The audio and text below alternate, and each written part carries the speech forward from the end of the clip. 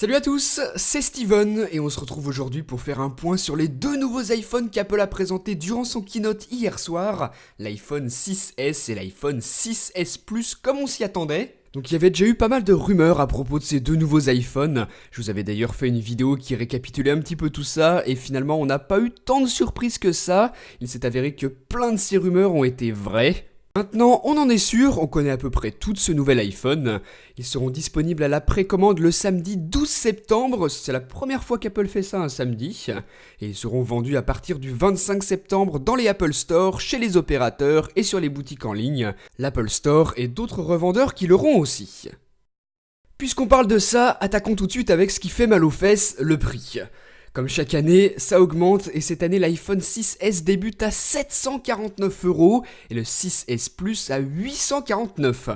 Donc voilà, cette année encore, si vous choisissez la configuration maximale sur le 6 Plus, on aura encore un smartphone qui dépassera les 1000€. Le design, lui, reste identique à la génération précédente, comme à chaque fois qu'Apple rajoute un S à ses iPhones. La seule différence, ce sera l'apparition d'une couleur qu'Apple appelle rose gold pour donner un côté classe, mais qui est plus proche du rose tout court et que vous pouvez voir en ce moment à l'écran. Donc voilà, ça pourrait être sympa pour les filles, pourquoi pas cette nouvelle couleur. Et pas de changement au niveau du stockage non plus, on est toujours sur du 16, 64 ou 128Go, que ce soit pour l'iPhone 6S ou 6S Plus. Et enfin, le châssis est en aluminium 7000, un matériau bien plus résistant qui évitera une bonne fois pour toutes les problèmes de pliure qu'on a rencontrés l'année passée. Donc voilà, d'extérieur, c'est tout ce qui change. Les nouveautés, elles sont donc à l'intérieur et là on y retrouve pas mal d'améliorations. À commencer par la plus grosse nouveauté qui est la technologie 3D Touch. C'est sensiblement la même chose que ce que l'on a sur les nouveaux MacBook ou sur l'Apple Watch. L'écran est sensible à différents niveaux de pression et vous pourrez réaliser des actions différentes en fonction de la force avec laquelle vous allez appuyer sur l'écran. Apple présente ça comme la nouvelle génération du multitouch et c'est vrai que ça a l'air franchement intéressant.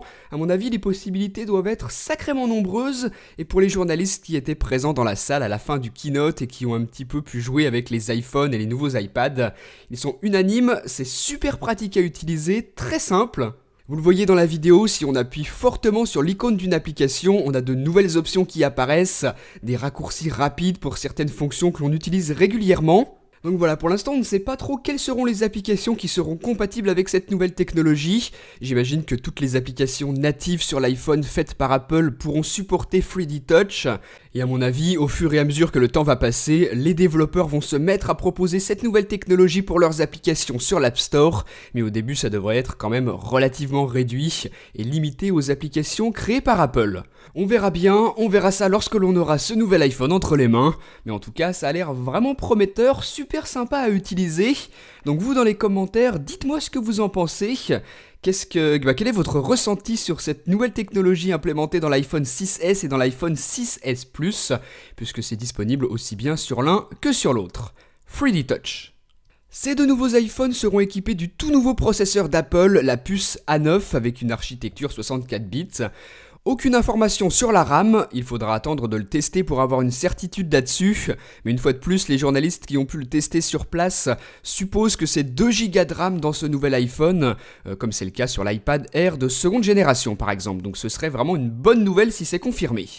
Mis à part ça, Apple annonce une rapidité accrue, 70% plus rapide que la puce A8 de l'iPhone 6, et le GPU serait lui 90% plus rapide, donc ce serait plutôt impressionnant, mais ça reste quand même à vérifier.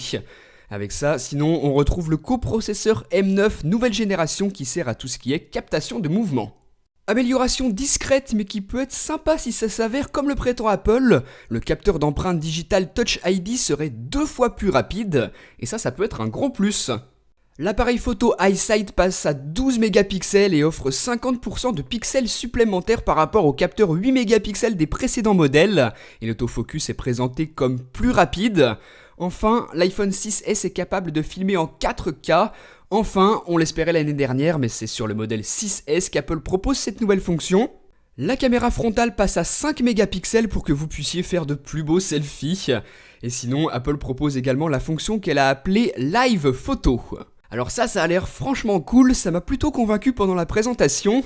À la base, une live photo est une photo de 12 mégapixels, à la différence qu'elle capture également les instants qui précèdent et qui suivent la prise de vue, en y ajoutant son et mouvement.